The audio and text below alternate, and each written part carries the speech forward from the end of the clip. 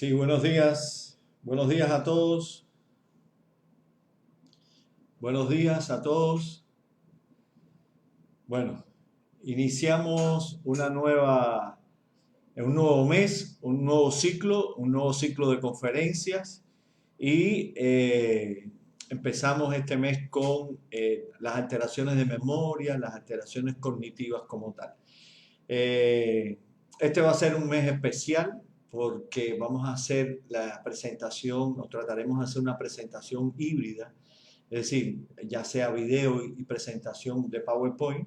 Estamos transmitiendo a través de la laptop y un programa para, digamos, sincronizar las imágenes con el video y así ser un poco más elocuente a la hora de que todos entendamos el tema y la importancia como tal. Entonces,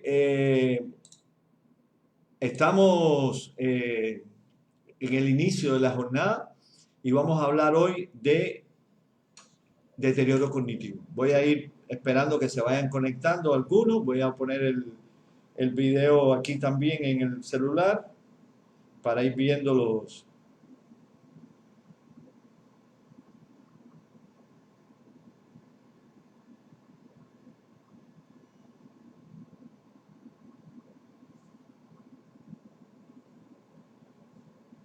Creo que perdí el vivo, ¿no? No sé. Bueno, me parece que no. Bueno.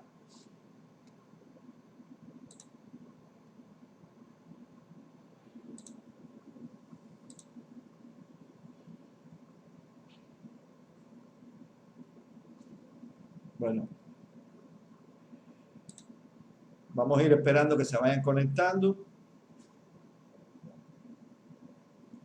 Bueno, listo entonces. Vamos a comenzar. Bueno, como les dije, vamos a hacer una presentación híbrida con presentación en PowerPoint y presentación en video. Vamos a hablar hoy de deterioro cognitivo y sin más preámbulo vamos a iniciar ya nuestra presentación. Así que hablaremos de deterioro cognitivo y así serán las cosas. Bueno, deterioro cognitivo es uno de los elementos más importantes a tener en cuenta cuando uno va a hablar de cualquier función cerebral que tenga que ver con demencia, enfermedad de Alzheimer o cualquiera de ellas. El deterioro cognitivo es, por concepto como tal, es una alteración que tiene que ver con los dominios cognitivos. Y esto es un concepto importante que tenemos que tener en cuenta de dominios cognitivos. Dominios cognitivos viene siendo como, digamos, características que hace nuestro cerebro en diferentes áreas que tienen que ver con, por ejemplo, con memoria, con la atención, con las funciones ejecutivas, que el lenguaje, el cálculo, las alteraciones visoespaciales, la apraxia y la agnosia. Yo lo voy a explicar someramente qué son cada una de ellas. Voy a empezar de abajo porque es la menos conocida, la agnosia, ¿no? La agnosia es el darle el verdadero significado a las cosas. Por ejemplo, agnosia nominal es cuando uno no puede nombrar el nombre de los objetos. Por ejemplo, esto es un sellador, esto es un frasco con alcohol, esto es una gabacha. La apraxia es la imposibilidad o la apraxia, ¿no? Con adelante, es la imposibilidad de hacer actividades, por ejemplo, que se ven en la vida diaria como comer, como peinarse, como vestirse adecuadamente. Las alteraciones visoespaciales es cuando uno no tiene la capacidad de medir profundidad, distancia. El cálculo, bueno, es algo muy evidente. El lenguaje como forma de comunicación tiene dos partes. Una parte de recibir el lenguaje y otra parte de emitir el lenguaje. Y entonces eso se llama afasia como tal. Y las funciones ejecutivas tienen mucho que ver con la planificación, la ejecución de la organización de algunas de las actividades de la vida diaria, pero sobre todo con la organización y la planificación. La atención es un dominio cognitivo muy importante porque sin atención no hay memoria y muchas veces las personas piensan que tienen trastornos de memoria y son trastornos más bien de tipo atencionales como tal. Pero ¿cuál es el concepto como tal de deterioro cognitivo? El deterioro cognitivo tiene dos partes, dos elementos importantes. Existe un deterioro cognitivo subjetivo y existe un deterioro cognitivo leve o objetivo.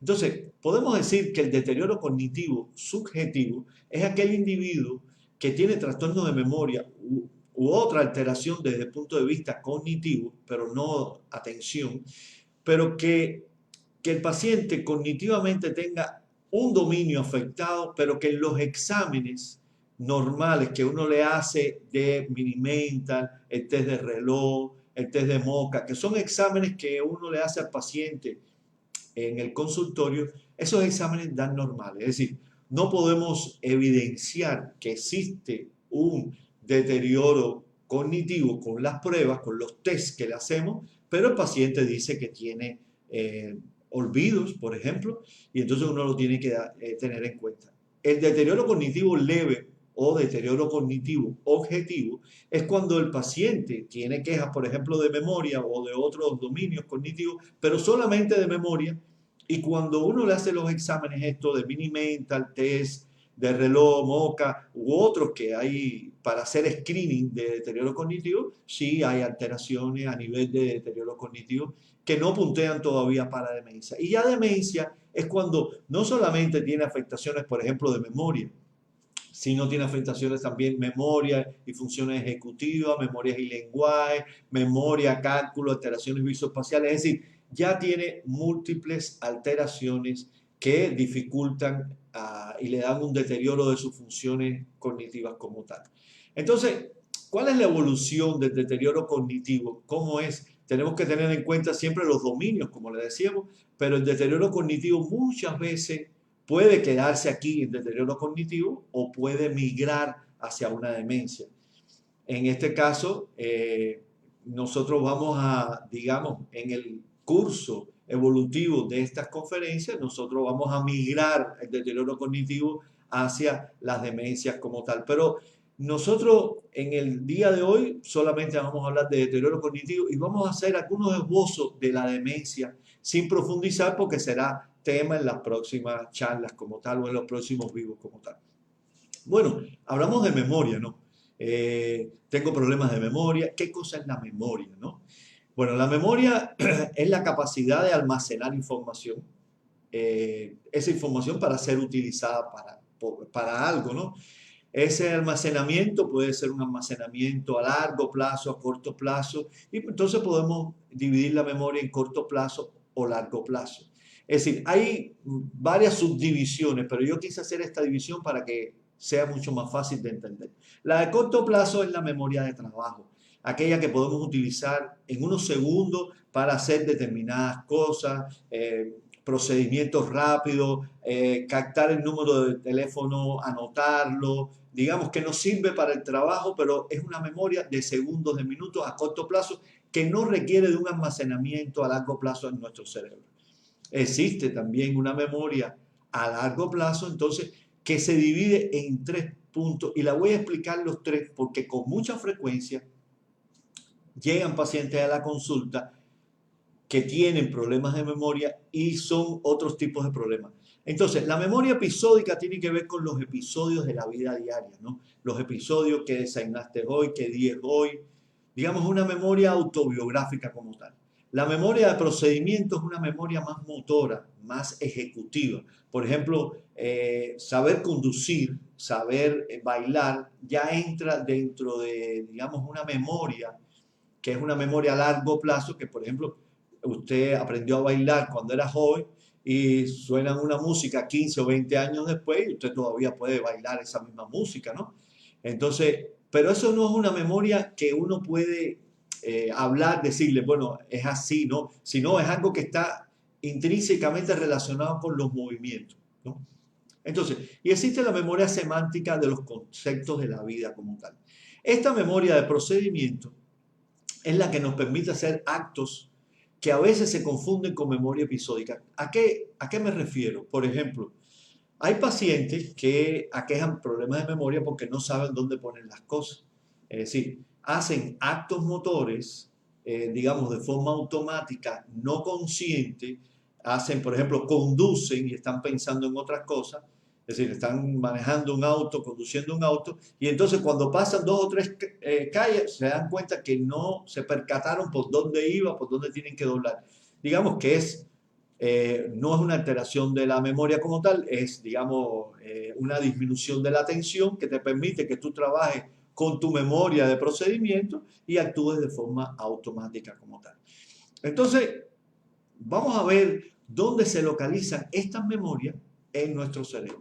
Bueno, en nuestro cerebro, miren las áreas que tienen que ver con la memoria. Por ejemplo, este es el cerebro así, puesto, digamos, de la cara axial, ¿no? Claro, estas áreas de aquí tienen que ver con memoria episódica y estas áreas de aquí, pero sobre todo esto que tiene que ver con el área temporal medial. Esta memoria episódica es la primera que se ve afectada en la enfermedad de Alzheimer. Es decir, con mucha frecuencia estas áreas se ven incluso atróficas en las imágenes de resonancia, se ven, digamos, más delgadas, por decirlo de alguna manera, y nos puede indicar a nosotros que el paciente posiblemente tenga una enfermedad de Alzheimer como tal. Entonces, estas son las otras áreas que se ven afectadas en la memoria. Por ejemplo, la memoria de trabajo tiene que ver con la parte prefrontal, que aquí también están las funciones ejecutivas. La memoria instrumental o de procedimiento tiene que ver con las estructuras motoras de nuestro cerebro, como cerebelo, ganglios basales, áreas suplementarias motoras. Y bueno, ya hablamos de la memoria también semántica, que es la parte lateral del lóbulo temporal como tal. Entonces, vamos a empezar a hablar de cosas que no son trastornos de memoria. Y es importante saber qué no es trastorno de memoria, porque a veces uno piensa que el paciente tiene un trastorno de memoria y tiene, o que tiene un deterioro cognitivo y tiene otras enfermedades. Es decir, lo que vamos a ver a continuación es el diagnóstico diferencial del deterioro cognitivo o el diagnóstico diferencial de la demencia como tal. Entonces, vamos a hablar aquí de lo que antiguamente se conocía como retraso mental y que hoy se conoce como discapacidad intelectual. Por lo tanto, la discapacidad intelectual es una discapacidad que ocurre desde el nacimiento o desde etapas tempranas del desarrollo. Es decir, no hay una etapa, digamos, intelectual, cognitiva bien, como sucede en el deterioro cognitivo. El deterioro cognitivo, y ya veremos a continuación el concepto como tal, hay una etapa de desarrollo que el paciente está normal y a partir de cierta etapa empieza el declive o la disminución de sus capacidades cognitivas como tal. Pero en el retraso mental existe desde tempranas edades en la vida o desde el nacimiento como tal. Entonces, depende de las limitaciones que tenga el paciente, pueden ser entonces de tipo solamente intelectual o pueden ser de comportamiento, es decir, de trastornos de conducta y puede clasificarse en leve, moderado, grave o profundo, ¿no?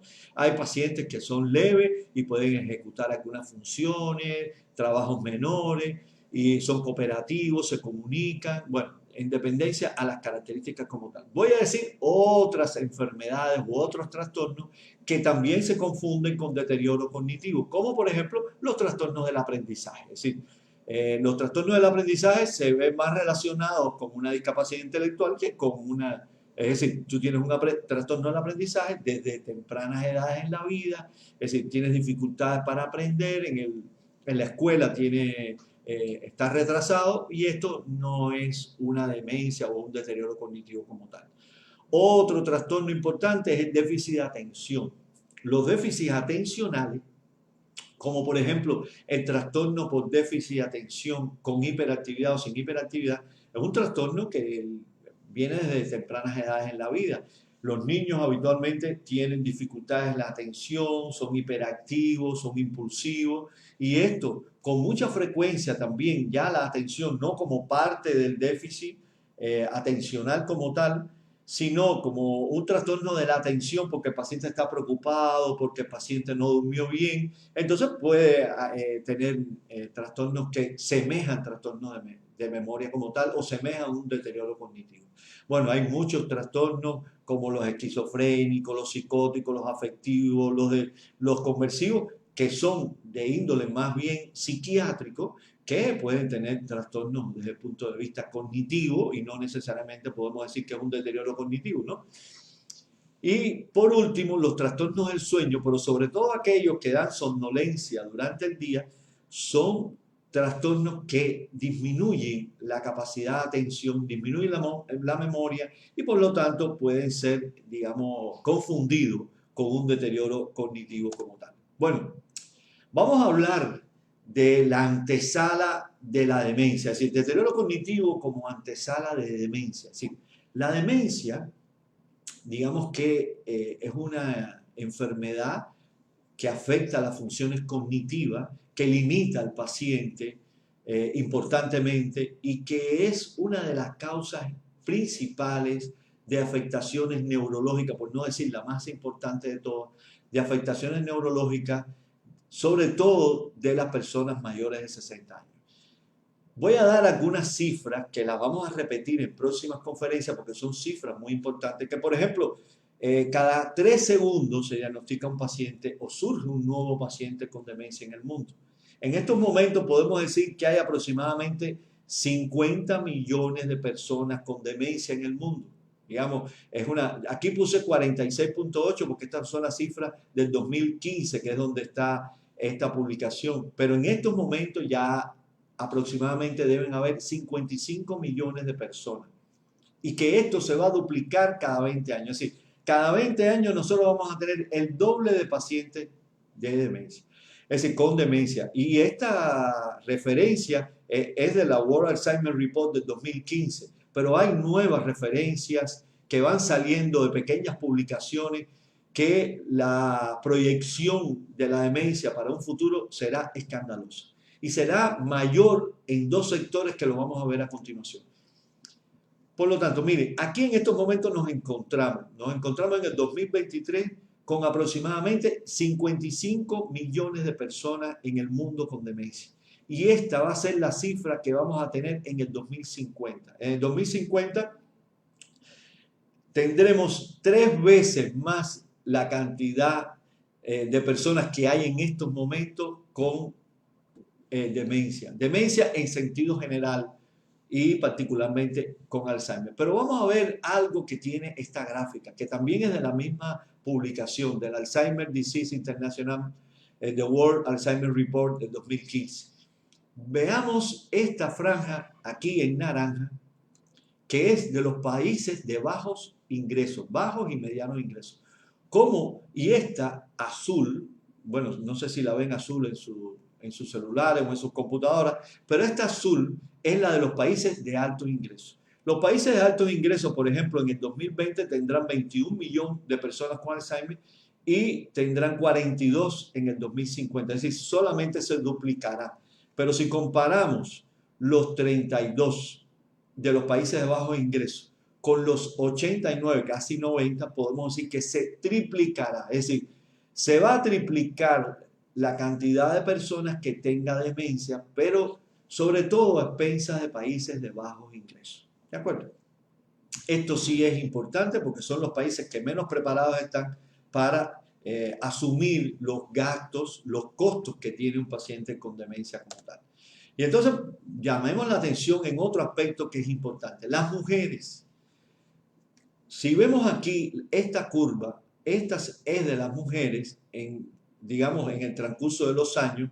Aquí esta raya nos habla del momento actual, es decir, del 2023, y cómo se va a ir creciendo la cantidad de pacientes, sobre todo del sexo femenino con demencia. Esta es la publicación para que puedan buscarla, puedan leerla y podamos comentar si ustedes quieren. Pero con respecto a los hombres hay una marcada diferencia. Y vamos ahora a utilizar datos exactos. Por ejemplo, vamos a utilizar los datos de esta misma publicación, pero con países exactos. Y voy a hablar de Nicaragua, pero puedo hablar también de Cuba. Por ejemplo, en Nicaragua tenemos exactamente, según esta publicación, un dato aproximado, aproximadamente deben ser como 30.000 pacientes. Y esos 30.000 pacientes se convertirán en casi 120.000 pacientes en el 2050. Por lo tanto, Nicaragua tendrá un crecimiento en estos 27 años de un 310% de los pacientes con demencia. Por lo tanto, después de Belice, según estas publicaciones, tendrá el crecimiento más grande de América Latina. Cuba está por un 250% aproximadamente. Entonces, si comparamos esto al resto del mundo, por ejemplo, podemos decir que estos países que se ven más rojitos son los países que tienen, digamos, el mayor crecimiento comparativamente del 2020 al 2050. Podemos ver que todos los países de África y algunos países de Asia tendrán un crecimiento importante. Y algunos de América Latina también crecerán entre un 200 y un 300%. Y los países desarrollados, bueno, aquí está Argentina, Uruguay, sobre todo Uruguay, ¿no?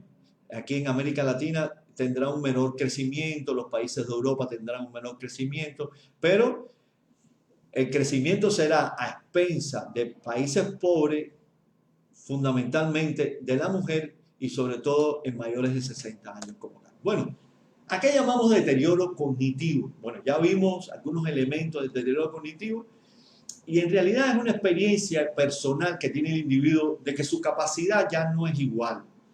Y dice, mi capacidad ya no es igual desde hace aproximadamente, no sé, 1 año, 2 años, desde que me jubilé.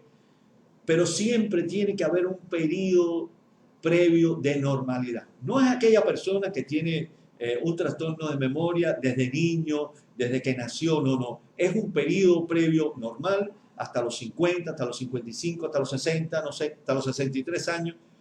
Y a partir de ese momento empieza el deterioro cognitivo, que fundamentalmente es memoria, pero puede ser del lenguaje, puede ser de funciones visoespaciales, puede ser de capacidad motora. Entonces, habitualmente podemos hablar del deterioro cognitivo objetivo cuando los tests que hablamos son anormales y deterioro cognitivo subjetivo cuando los tests son normales. ¿Por qué hacemos énfasis en este deterioro cognitivo subjetivo? Es porque se han visto pacientes que aquejan trastornos de memoria, que los vemos aquí en consulta, que los test que le aplicamos son totalmente normales y que son pacientes que pueden evolucionar en un futuro a un deterioro cognitivo y en un futuro a una demencia como tal. Por lo tanto, se excluye del deterioro cognitivo. Si tienes demencia, en realidad no puedes tener un deterioro cognitivo. Si tienes demencia, tienes demencia. Es decir, el deterioro cognitivo es solamente un dominio cognitivo afectado. Y en la demencia ya es mucho mayor, hay varios dominios, es decir, memoria con cálculo, con trastorno de conducta, con trastornos visoespaciales, con dificultad para vestirse, con praxia. Por lo tanto, es mucho más avanzado. Y se deben excluir cualquier otro tipo de enfermedad neurológica, incluso el uso de medicamentos. Eso es importante, porque a veces nosotros asistimos a pacientes que tienen un supuesto deterioro cognitivo y están bajo los efectos de medicamentos y así uno no lo puede evaluar correctamente como tal. Bueno, esta publicación voy a hacer un poco de adelanto de lo que va a venir en las próximas y estamos hablando del momento en el cual uno diagnostica al paciente con deterioro cognitivo que posiblemente sea una demencia en un futuro. Este es el momento donde está la flechita roja.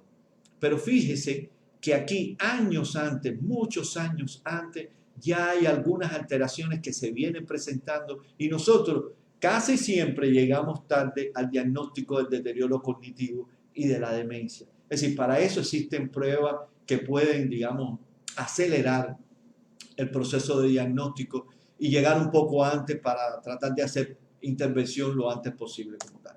Bueno, a ver, ¿cuáles son los factores de riesgo? Vamos a hablar un poco de las cosas que podemos evitar, qué podemos hacer para que el deterioro cognitivo sea lo menor posible en mí o no me afecte a mí. Bueno, tenemos que tener en cuenta que lo que está aquí son factores que aumentan el riesgo. Y lo que está aquí son factores que disminuyen el riesgo. Y este colorcito que le estamos dando es el color que mientras más importancia tenga el factor. Por ejemplo, mientras más oscuro esté, más importante es o mayor nivel digamos, de significación tiene ese factor. Por lo tanto, vamos a hablar de los factores que promueven, que hacen que llegue un deterioro cognitivo. Los traumas cráneoencefálicos, sobre todo en aquellas personas que tienen, permiso, voy a tomar un poquitico de agua, sobre todo aquellas personas que tienen traumas repetidos, boxeadores, deportes de alto riesgo. Esto es importante, lo hemos visto, lo hemos dicho, varias personas han hablado de eso. La obesidad, la hipertensión arterial, el hábito de fumar, la diabetes, todos estos están en el mismo nivel, que tienen que ver con una enfermedad que se llama enfermedad cardiometabólica. Por lo tanto, tenemos que tener mucho en cuenta estos factores porque son modificables. También tenemos, por ejemplo, la depresión, los trastornos del sueño y los trastornos de los lípidos como tal. Es decir, el trastorno del sueño puede llegar a ser un deterioro cognitivo. Claro que puede llegar a ser un deterioro cognitivo. Entonces, ¿cuáles son los factores protectores? Bueno, un nivel intelectual elevado disminuye el riesgo. La actividad física elevada, buena, hacer ejercicio, disminuye el riesgo. Tener una dieta balanceada, rica en vegetales, baja en grasa, baja en calorías, sobre todo en calorías, mejora, sí, evita el deterioro cognitivo, el entrenamiento cognitivo, los estudios, participar de estos vivos, por ejemplo, mejora el deterioro cognitivo, evita el deterioro cognitivo, el consumo moderado o severo de alcohol puede, es decir, moderado, leve a moderado, es decir, hay algunas publicaciones que el vino, esto están hablando más de vino que de otras cosas, y la socialización también disminuye las posibilidades de deterioro cognitivo. Entonces, bueno, ¿cuáles son la evolución normal? La evolución, a manera de conclusión, la evolución normal es de deterioro cognitivo subjetivo, que muchas veces pensamos, no, está ansioso, está deprimida o es su personalidad, a deterioro cognitivo leve, que podemos pensar en otras cosas, en la depresión, el hipotiroidismo, a enfermedad de Alzheimer como tal, y lo veremos a continuación. Bueno, pero a manera de conclusión también, ¿qué tenemos que hacer? ¿Cuáles son las medidas que hay que tomar, que hay que tener en cuenta? Bueno, si tenemos en cuenta la diapo anterior, donde les presentamos digamos, los factores protectores y los factores digamos, que hacen que haya deterioro cognitivo, tenemos que tener en cuenta estos 7, que son los más importantes, publicados en este paper de American Heart Association, que es el control de la presión, del colesterol, del azúcar, una dieta saludable, no fumar, hacer ejercicio y tener un peso adecuado. Y como última diapo aquí, bueno, esto es una diapo que me encanta, que esta es la fila o la cola, como se dice en Cuba, para buscar medicamentos y cirugía, y esta es la fila y la cola para los cambios de estilo de vida. Aquí no hay nadie dispuesto a cambiar el estilo de vida, pero es importante. Y aquí está lleno de personas buscando opciones de medicamentos que muchos de ellos no los va a cambiar más que el medicamento, sino el cambio de estilo de vida como tal. Bueno, hasta aquí todo lo que tenía para el día de hoy. Vamos a ir respondiendo algunas preguntas. Voy a poner el video. Bueno, tengo varias preguntas aquí. Creo, no sé qué les parece esta manera. Me parece que es muy factible porque así tenemos videos, vemos presentaciones, vemos publicaciones y ahí se puede quedar, bueno, saludos a Lice, saludos, bueno, a Scarlett. Doc, mi mamá tiene Alzheimer, pero mi mamá ya no conoce, no camina. Bueno, si tiene enfermedad de Alzheimer, ya no conoce y no camina, tiene una enfermedad de Alzheimer avanzada. Es decir, el proceso degenerativo de la enfermedad de Alzheimer, lo vamos a ver en próximos vivos, comienza en estas áreas aquí temporobasales, que se llaman hipocampales, estas áreas de aquí, temporobasales. Y se va, digamos, expandiendo a otras áreas de nuestro cerebro y va afectando otras funciones u otros dominios cognitivos como tal. Ahora tiene nódulos tiroideos y el cirujano la va a ver. A ver, si tiene nódulos tiroideos, pero tiene una enfermedad de Alzheimer avanzada, hay que sopesar porque el tratamiento incluso de cualquier nódulo que no sea maligno, que no sea, digamos, metastásico o algo así, el tratamiento depende de cómo esté el paciente. Si es un paciente en una etapa avanzada de enfermedad de Alzheimer, uno es habitualmente más paliativo en el tratamiento de cualquier tipo de cirugía, a no ser que no quede otro remedio, ¿no? Pero bueno, eso sí lo tienes que valorar con el cirujano, las características de la paciente, cómo está y todo. Bueno, Susana, saludos, Marisa, saludos. Bueno, Chili, ya sé quién es Chili. Chili, ¿qué tal? ¿Cómo estamos? Bueno, encantado. Bueno, a ver, no me extraña desmedido crecimiento del deterioro cognitivo en países pobres, como pobreza extrema, crisis económica, droga, violencia. Sí, es así. Influyen factores sociales y factores hereditarios. A ver, si usted tiene una genética en la cual, desde el punto de vista, sus genes traen estudio, deporte, buena alimentación, eso se va a transmitir genéticamente. Si usted tiene una genética de alcoholismo, sufrimiento, yo estoy hablando ya del espermatozoide de su papá, ¿no? Alcoholismo, sufrimiento, trastorno psiquiátrico, eso lo vas a transmitir.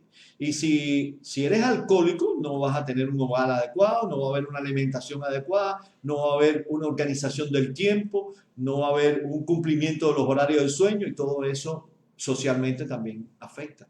Entonces, los traumas repetidos también, es decir, las personas que reciben traumas, sobre todo en áreas prefrontales, puede producir deterioro de las funciones cognitivas, que puede ser progresivo, que puede adelantar el inicio de una enfermedad de Alzheimer como tal. Bueno, Blanca, muchas gracias a todos. Bueno, muchas gracias a todos por haber tenido la gentileza de conectarse. Lo vamos a seguir haciendo de esta misma manera, creo que es una manera más didáctica. Y aunque esto es para pacientes, se puede quedar ahí la diapo, ustedes la pueden revisar. Así que les deseo un feliz fin de semana. Muchísimas gracias a todos por haberse conectado. He reconocido a algunos pacientes, sobre todo Chili, que ya me acuerdo quién es. Bueno, me hizo una pregunta Chili. A ver, en edades tempranas, Chili, sí. En su edad, por ejemplo, como ustedes se encuentran en estos momentos, ejercicio, dieta, poco alcohol, dormir bien, entrenamiento cognitivo, es decir, usted es profesora, está constantemente estudiando, pero estudie también para usted, para enriquecerse. Es decir, el ejercicio físico, no solamente caminar, ejercicio físico de fuerza, masa muscular es importante para mejorar cognitivamente, no fumar, peso corporal, ¿de acuerdo? Son cosas importantes. Muchas gracias a Yamaco Joyería por su comentario tan extenso. Bueno, saludos a todos, saludos Yadira. Bueno, muchísimas gracias a todos por haber tenido la gentileza de conectarse y les deseo un fin de semana feliz. Muchísimas gracias.